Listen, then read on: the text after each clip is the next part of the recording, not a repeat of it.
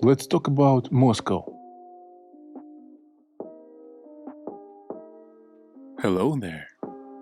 If you were to relocate to typical neighborhood of Moscow, what it would be like? How would you get around?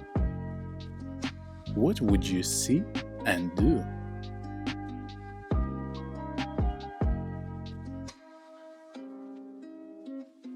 I want to take you around the Strogino metro station.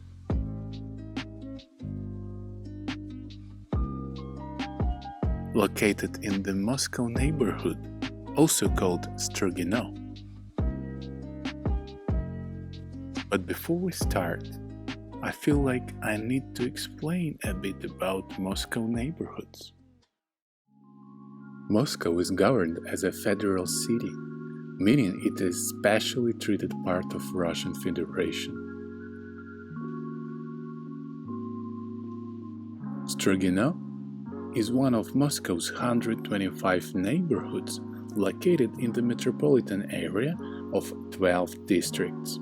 The Moscow's metropolitan area population is estimated at 20 million people, and it is considered as one of the largest cities on the European continent. Being so big, it has many different geographies. So I'm trying to show you the typical neighborhood. Obviously, it is not going to be exactly like other neighborhoods. Each part of Moscow has its own special atmosphere and cultural tag. Anyways, today I'll be showing you the area around the Strogino metro station, and the majority of what you will see can be found in other non-historical center parts of Moscow metro stations. Let's talk about how you move around. Moscow is centered around metro stations, and every time I go to meet someone or go somewhere, the directions start from the metro station. While I'm sure the majority of people get to metro station by foot, there are those who get there by car, either by tram or by bus, or get there by bike. For those arriving by vehicle, there is usually a tram stop and parking lot. And there are not many options for parking your own bike, so for quick moving around, people just rent city bikes or electric scooters. They just take the nearest to their home and leave it at the metro station. All metro stations in Moscow have multiple sites, and if you need to meet someone, you always need to specify the number of the exit, as there are so many choices and finding the way out quickly can be a complex task. By the way, for many people in Moscow, a car is considered a luxury as opposed to necessity. For example, if you're going to work, you most probably use the public transport as the fastest way to move around. And if you go shopping, you might just go by foot. And in case you really need a car, you can take one of like this. There are plenty of car sharing services which are widely popular. No need to have a car. You always can rent the nearest one from the city.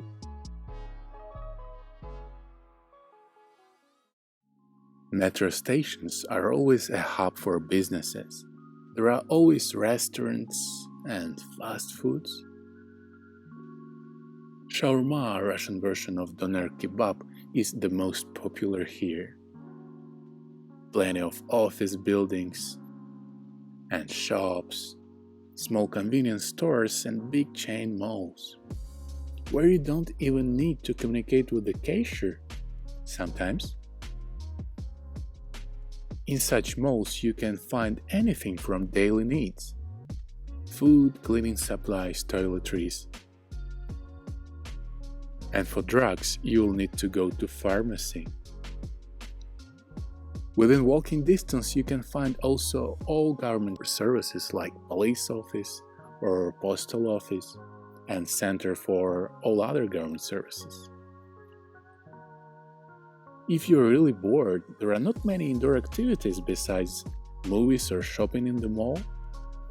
And for healthier fun, there are places like banya or sauna and fitness centers. Outdoors, there are plenty of options from simple walking in the park to yachting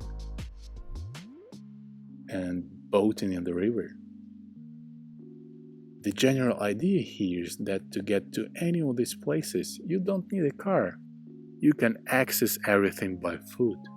In most cases, you don't even need to worry about going out to pick up bigger items. Everything can be delivered within shortest time and often for free. No need to rent a van to pick up a bed or TV. Delivery service is so good here that they can even do grocery shopping for you. But still, most people go shopping by foot. That's why streets are always full of people walking with bags.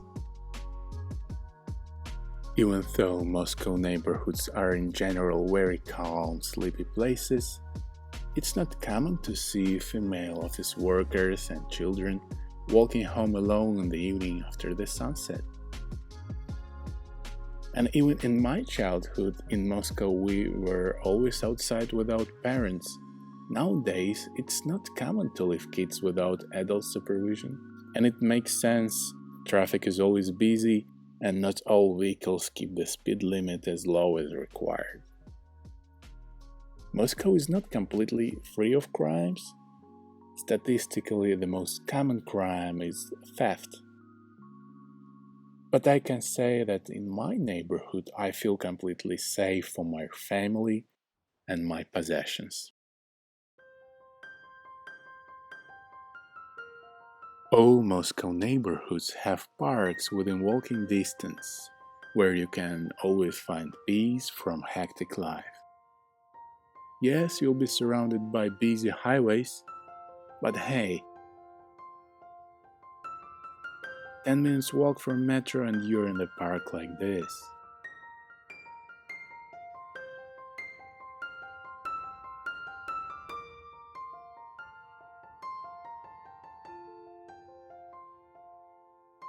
Completely different atmosphere and vibe. In reality, 54% of Moscow territory is covered by parks and gardens, making it the greenest city in the world. There are so many things I want to tell you about living in Moscow, so make sure you subscribe not to miss when new videos come out.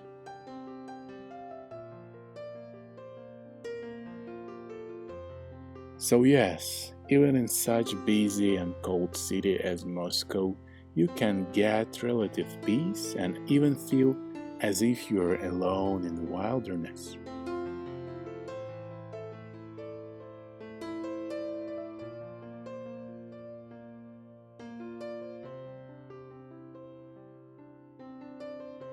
Thanks for watching.